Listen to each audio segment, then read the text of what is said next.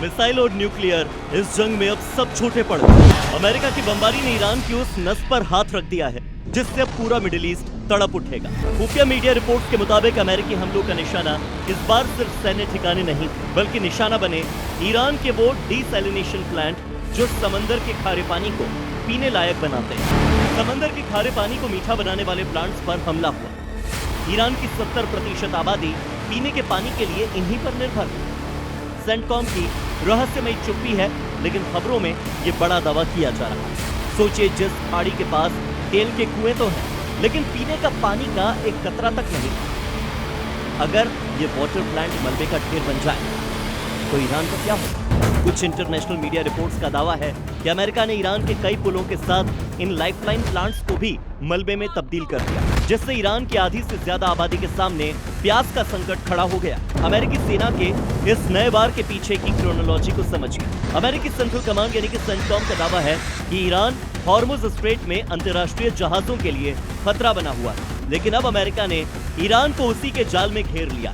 Hormuz strait से गुजरते तेल के टैंकर और बगल में ही स्थित ईरान के तटीय डीसैलिनेशन प्लांट्स। ईरान की पानी की सप्लाई लाइन पर अमेरिकी चोट करने से क्या अमेरिका ये युद्ध जीत सकता है?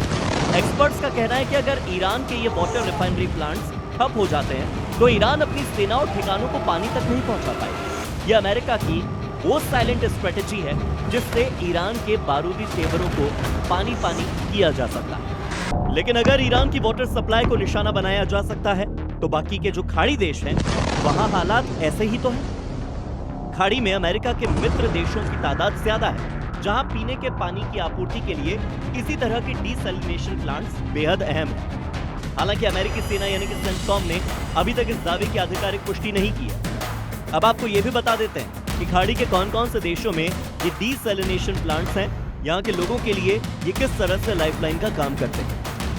कुवैत और ओमान अपनी करीब 90% मीठे पानी की जरूरत डीसैलिनेशन के जरिए पूरी करते हैं। बहरीन में यह आंकड़ा करीब 85% है।